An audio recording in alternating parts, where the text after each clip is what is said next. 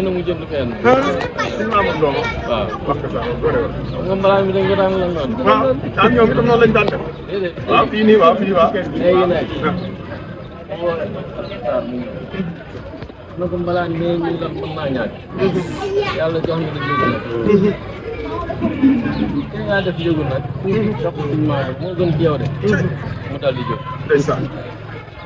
dem génn xaalis yi yow jox ko mën ko déedéet. demal ci suñu maam nga jox ko te bu ma ci feeñ. mu daal dem fekk ko fa jox ko ko daal nañ ci jëndoo nag. waaye fi saa si suñu maam daal taxaw ci marché pied bi. ana Baye Mbow. muy mu ne ko sëñ Basiiru ñëw na. nañu daal li mbalaan bi. Moussa kaay dem ca daral ba. ca déwén sa. Cheikh Sarr daan di joxe yëpp. waaw. noonu la fi mbalaan muy jógee bi. la ilaha illallah. gën la ko de. ndeysaan. mu woon yooyu it la may def na ma daan def rek. waaw xelam ci dem ndeysaan. xelam demu ci woon. ca ya.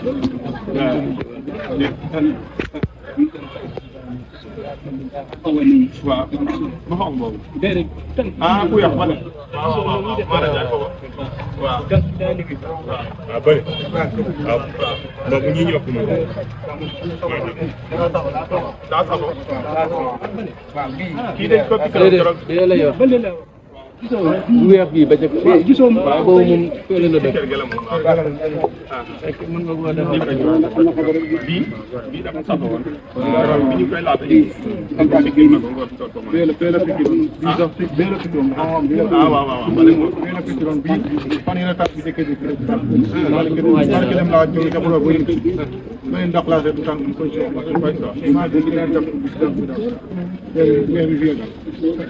dafa dam weewi yow mu del dafa daan ci biir na yi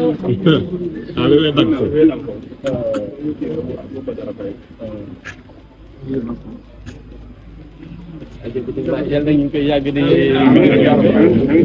Sëriñ Tuubaa nangu lépp nangu lépp daay nangu lépp Mamour nangu lépp nañ ko nangu di sant di gërëm xéwal yi na yokk bu taxee ay ati at jëf yi rafet na jekk na magum murit liggéey baa ngi nii kay sant yi itam tabarikàlla gis naa ko sant bu baax tabarikàlla lii ngay def am na sa lool ci xam tabarikàlla ki lay liggéeyloo dëgg la waaye waa jiw yal nañ fi yàgg ñun ñëpp yal nañ fi yàgg tabarikàlla lu def rek yow seere nga ca ndax da nga àndoon ak sëñ Ablaye ànd ak sëñ Mamour kon luñ def rek seere nga ca waaw jërëjëf bismillah ñaanal ko la nga def yaa ngi may siifaat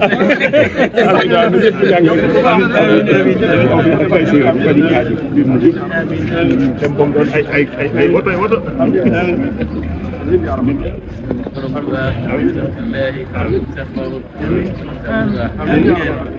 waaw ñooy juróomi nag amiin yaa rabbal aalamiin ak juróomi gileem amiin yaa rabbal aalamiin ak million amiin yaa rabbal aalamiin bu ko defee dong yi itam kenn ku ci nekk jëf juróomi nag juróomi million amiin yaa rabbal aalamiin ak juróomi gileem amiin yaa rabbal aalamiin amiin ñaan ko yow ñëpp rek